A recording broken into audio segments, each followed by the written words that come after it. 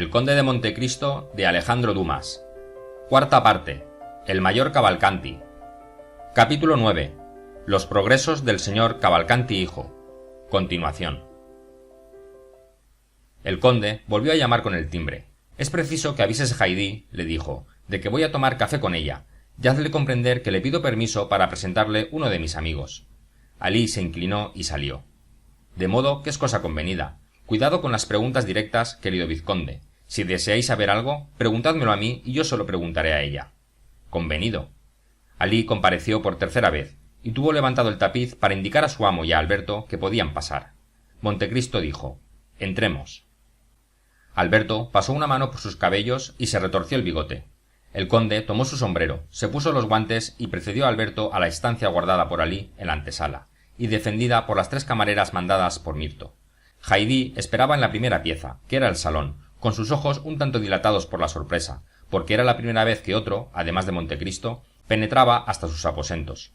Estaba sentada sobre un sofá, en un ángulo, con las piernas cruzadas al oriental, y había hecho, por decirlo así, un nido en las ricas telas de seda rayadas y bordadas, las más hermosas de Oriente.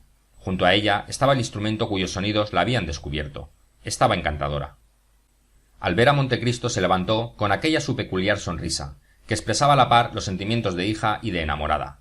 Montecristo se dirigió hacia donde ella estaba, y le presentó su mano, sobre la cual, como siempre, imprimió sus labios. Alberto se había quedado junto a la puerta, subyugado por aquella belleza extraña que veía por primera vez, y de la que nadie podía formarse una idea en Francia. «¿A quién me traes?», preguntó en griego la joven a Montecristo. «¿A un hermano? ¿A un amigo? ¿A un simple conocido? ¿O a un enemigo?» «A un amigo», dijo Montecristo en la misma lengua. «¿Su nombre?» «El conde Alberto. Es el mismo a quien yo libré de las manos de los bandidos en Roma». «¿En qué lengua quieres que le hable?» Montecristo se volvió a Alberto y le preguntó: «¿Sabéis el griego moderno?» «Ah», dijo Alberto, «ni el moderno ni el antiguo, mi querido conde. Ni Homero ni Platón han tenido nunca un discípulo más pobre y casi me atrevo a decir más desdeñoso». «Entonces», dijo Haydée, probando por la pregunta que hacía, que había entendido la de Montecristo, y la respuesta de Alberto, «hablaré en francés o italiano, si mi señor lo permite». Montecristo reflexionó un instante. «Hablarás en italiano», dijo, y volviéndose a Alberto: «Lástima que no sepáis el griego moderno o el griego antiguo, pues Haydée los habla admirablemente. La pobre tendrá que hablaros en italiano, lo cual os dará una idea falsa de ella». E hizo una seña a Haydée. «Bienvenido seas, amigo, que vienes con mi señor y amo», dijo la joven en excelente toscano y con su dulce acento romano que hace la lengua de Dante tan sonora como la de Homero. «Alí, café y pipas». Y Haydée manifestó a Alberto que se aproximase mientras que Alí se retiraba para ejecutar las órdenes de su señora. Montecristo mostró a Alberto 2 almohadones, y cada cual fue a buscar el suyo para acercarse a un magnífico velador cargado de flores naturales, dibujos y libros de música. Entró Alí, trayendo el café y las pipas. En cuanto a Bautista, la entrada a aquella parte de la casa le estaba prohibida. Alberto rehusó la pipa que le presentaba el nubio. «Oh, tomad, tomad», dijo Montecristo. «Haydée está casi tan civilizada como una parisiense. Le desagrada el habano porque no le gustan los malos olores, pero el tabaco de Oriente es un perfume, bien lo sabéis». Alí salió. Las tazas estaban preparadas, pero habían añadido un azucarero para Alberto. Montecristo y Haydée tomaban el licor árabe a la usanza de los árabes, es decir, sin azúcar. La joven extendió la mano y tomó con el extremo de sus afilados dedos la taza de porcelana del Japón, que llevó a sus labios con el sencillo placer de un niño que bebe o come una cosa que ama con pasión. Al mismo tiempo entraron 2 mujeres con 2 bandejas cargadas de helados y sorbetes, que colocaron sobre 2 mesitas destinadas a tal efecto. «Mi querido huésped, y vos, señora», dijo Alberto en italiano, «disculpad mi estupor. Estoy aturdido, y es natural. Me encuentro en Oriente, en el verdadero Oriente, no como yo lo he visto, sino como lo he soñado. En el seno de París, hace poco oía rodar los ómnibus y sonar las campanillas de los vendedores de limonada. Oh, señora, que no sepa yo hablar griego. Entonces vuestra conversación, unida a este conjunto mágico, me haría recordar esta noche como la noche más deliciosa de toda mi vida». «Hablo bastante bien el italiano para dialogar con vos, caballero», dijo tranquilamente Haydée, «y haré todo lo posible, si os gusta el Oriente, para que lo encontréis aquí». «¿De qué le he de hablar?», preguntó en voz baja Alberto a Montecristo. «De lo que queráis, de su juventud, de sus recuerdos, y si queréis, de Roma, de Nápoles o de Florencia». «Oh», dijo Alberto, «no vale la pena, teniendo una griega delante, hablarle de todo lo que debía hablarse a una francesa. Dejadme que le hable de Oriente». «Como gustéis, querido Alberto. Por otra parte, es la conversación que más le agrada». Alberto se volvió hacia Haydée. «¿A qué edad salisteis de Grecia?», preguntó. A los 5 años, respondió Haydée. ¿Y os acordáis de vuestra patria? Preguntó Alberto. Cuando cierro los ojos veo todo lo que he visto. Hay 2 miradas. La mirada del cuerpo puede olvidar a veces, pero la del alma recuerda siempre. ¿Y cuál es la época más remota de que tenéis memoria? Apenas andaba. Mi madre, a quien llaman Basiliki quiere decir real, añadió la joven levantando la cabeza. Mi madre me cogía de la mano y cubiertas las dos con un velo, después de haber puesto en el fondo de la bolsa todo el oro que poseíamos, íbamos a pedir limosna para los prisioneros, diciendo: el que da a los pobres presta al Eterno. Luego, cuando estaba llena la bolsa, volvíamos al palacio y, sin decir nada a mi padre, enviábamos este dinero que nos habían dado, tomándonos por unas mendigas, a un convento que lo repartía entre los prisioneros. ¿Y en esa época qué edad teníais? 3 años, dijo Haydée. Entonces, ¿os acordáis de todo lo que os ha ocurrido desde aquel tiempo? De todo.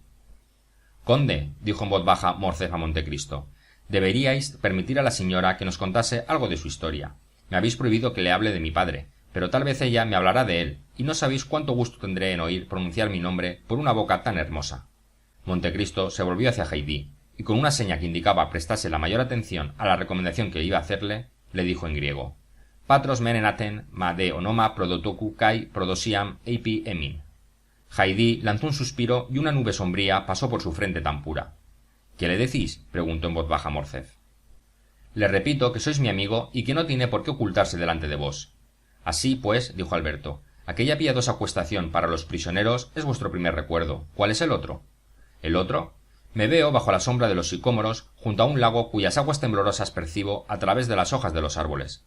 Contra el más viejo y el más frondoso estaba mi padre sentado sobre almohadones, y yo, débil niña, mientras mi madre estaba recostada a sus pies, jugaba con su larga barba blanca, que le llegaba hasta el pecho, y con el alfanje de puño de diamantes que de su cintura pendía.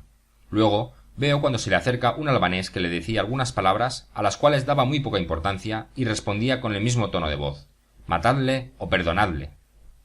Es extraño, dijo Alberto, oír tales cosas de boca de una joven fuera del teatro y pudiendo decir: esto no es ficción, no es mentira. Ah, añadió, ¿cómo halláis Francia después de haber visto aquel oriente tan poético, aquellos paisajes tan maravillosos?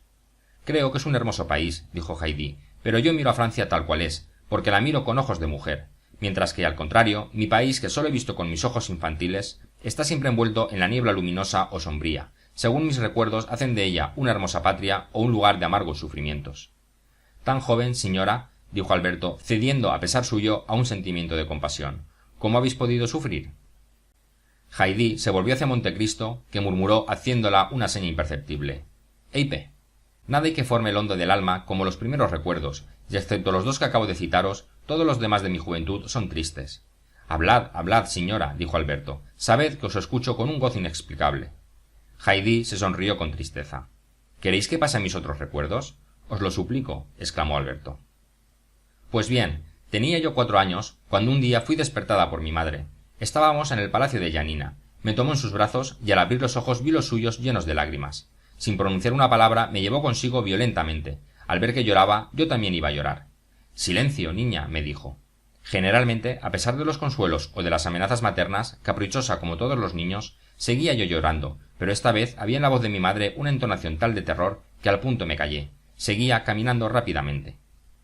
Entonces vi que descendíamos por una escalera muy ancha. Delante de nosotros todas las servidoras de mi madre, llevando cofres, cajas, objetos preciosos, adornos, joyas, bolsas llenas de oro, descendían la misma escalera, o más bien se precipitaban por ella. Detrás de las mujeres venía una guardia de 20 hombres armados, con largos fusiles y pistolas, y vestidos con ese traje que conocéis en Francia, desde que Grecia llegó a ser nación. Algo de siniestro había, creedme, añadió Haydée, moviendo la cabeza y palideciendo solo al recordar este incidente. En aquella larga fila de esclavos y de mujeres, adormecidas aún, o al menos así lo creía, porque lo estaba yo. En la escalera veía sombras gigantescas que las antorchas hacían temblar en las bóvedas.